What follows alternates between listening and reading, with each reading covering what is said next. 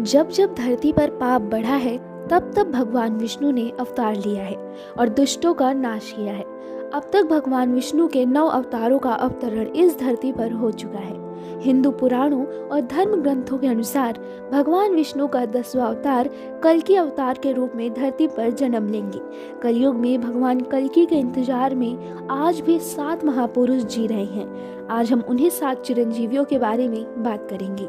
ऐसा माना जाता है कि ये सभी 7 चिरंजीवी कलयुग में भगवान विष्णु के 10वें अवतार कल्कि के साथ मिलकर कलयुग के राक्षस को पराजित करने में उनकी सहायता करेंगे। अश्वत्थामा बलित्यार्सो हनुमांचम विभीषणम कृपे परशुरामच्च सप्ततः चिरंजीविम सप्ततातान् संस्मरे नित्यम मार्कंडेय मथाष्टमम जीवे दृश्यतम सर्वव्याधि वर्जित।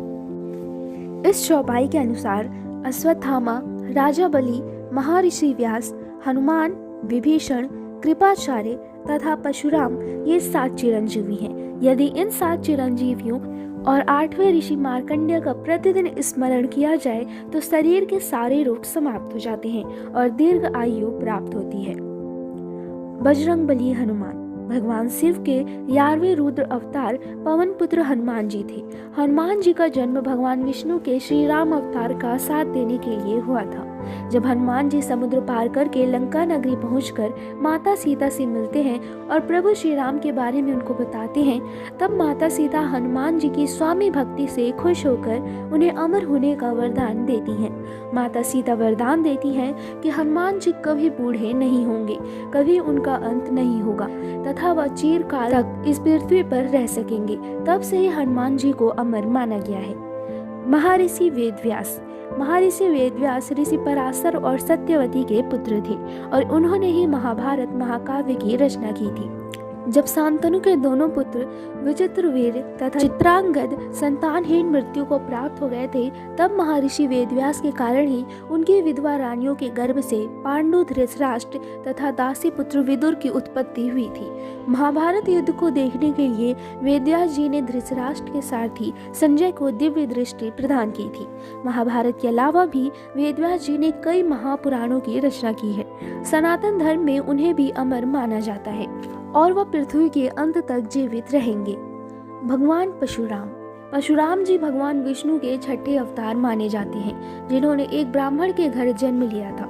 वे ब्राह्मण कुल में जन्म होने के पश्चात भी एक क्षत्रिय थे। उन्होंने भगवान शिव से शस्त्र विद्या प्राप्त की थी। भगवान शिव ने उनकी कुशलता से प्रभावित होकर उन्हें अपना परशु भेंट में दिया था, जिसके कारण उनका नाम परशुराम पड़ गया। परशुराम जी ने कई बार इस पृथ्वी पर से क्षत्रियों का समापन कर दिया था। उन्होंने अपने परशु से सहस्त्रबाहु का वध किया था।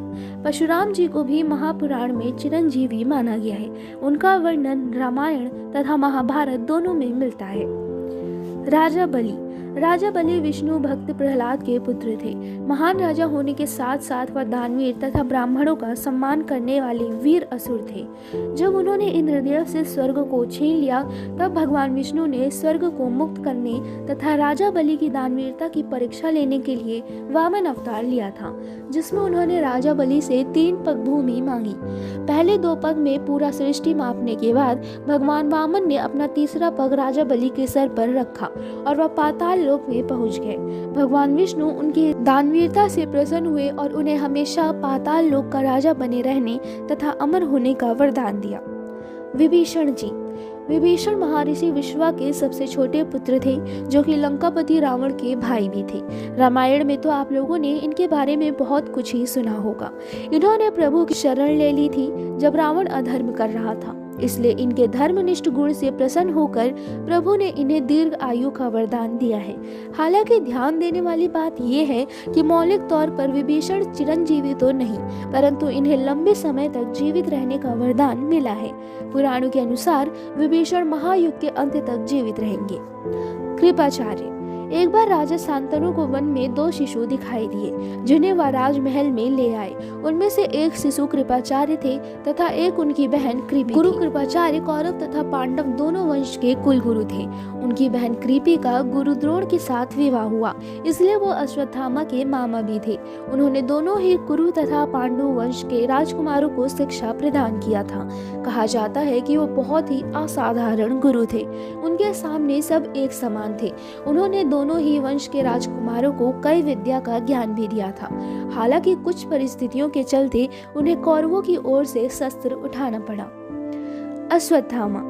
महाभारत युग में आप लोगों ने अवश्य ही अश्वत्थामा के बारे में सुना होगा। वो गुरु द्रोण के पुत्र तथा एक महान योद्धा थे।